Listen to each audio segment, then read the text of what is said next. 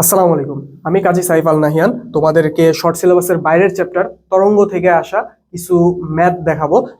সেটার জন্য জাস্ট ছোট্ট একটা কনসেপ্ট লাগবে। সেইটা হচ্ছে এই তরঙ্গের আদর্শ সমীকরণ সম্পর্কে ধারণা রাখতে হবে। আদর্শ সমীকরণটা কি?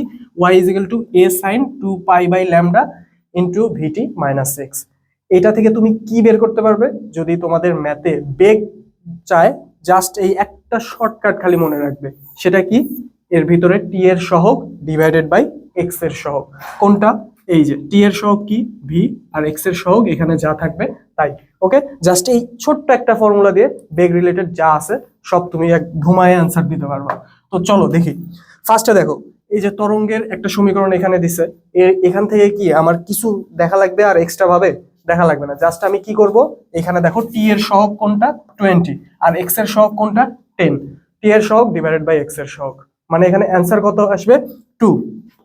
20 ডিভাইডেড বাই 10, অ্যান্সার কত 2। ওকে, এটা দেখো দেখে দেখে অ্যান্সার করতে পারবো, কিন্তু এটা তোমরা শর্ট সিলেবাসের বাইরের ভেবে তোমরা স্কিপ করে যাও, বাট এটা তুমি দেখেই অ্যান্সার করতে পারবে, তোমার 1 মার্ক ইনশিওর করতে পারবে।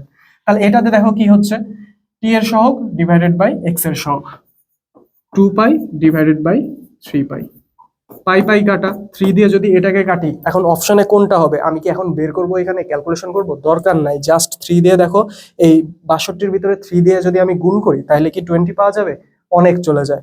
50 না, 9 3 নং 27, 20 পার হয়ে যাচ্ছে। 0.15, এটা তো আরোই হবে না। তাহলে কোনটা? 3 6 18, মানে এই যে 20-র কাছাকাছি আমি চলে আসছি। তাহলে অ্যান্সার কোনটা হবে?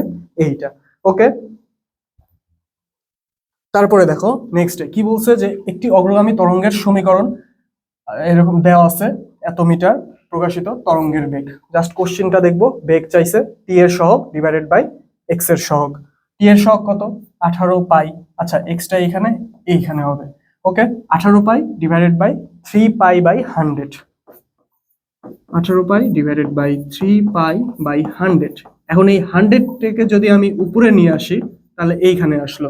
ওকে, এখন 3 পাই দিয়ে এটাকে যদি আমি কাটি, 3 পাই দিয়ে যদি এটাকে কাটি তাহলে কত হয়? 6। 6 আর 100 কত হয়? 600। ওকে, তাহলে এটার অ্যান্সার কত হবে বলো তো? দেখে দেখে কি বলা যায়? 120 আছে আর 4 আছে। জাস্ট আমার কি, টি এর সহগ ডিভাইডেড বাই এক্স এর সহগ, তাহলে কত হবে? 30। 120 ডিভাইডেড বাই 4, এটা দিয়ে কাটলে কত হয়? 30। অ্যান্সার কত? 30।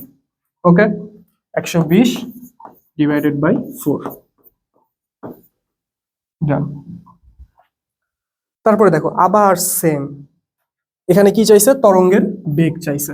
ওকে, এখানে জাস্ট একটু কনস্ট্যান্ট আকারে দেওয়া আছে, তাহলে আমি জাস্ট কি লিখবো? টি এর সহগ ডিভাইডেড বাই এক্স এর সহগ, মানে আমি কি জানি? Omega divided by k. Answer কি হবে? Omega divided by k. এটা কই আছে দেখো, এই যে। ওকে, ডান। তো এই ছোট্ট একটা কনসেপ্ট থেকে বা ছোট্ট একটা শর্টকাট থেকে তুমি এই শর্ট সিলেবাসের বাইরের এই চ্যাপ্টার থেকে তুমি ইজিলি অ্যান্সার করতে পারবে, আর তোমার 1 মার্ক শিওর করতে পারবে। ধন্যবাদ।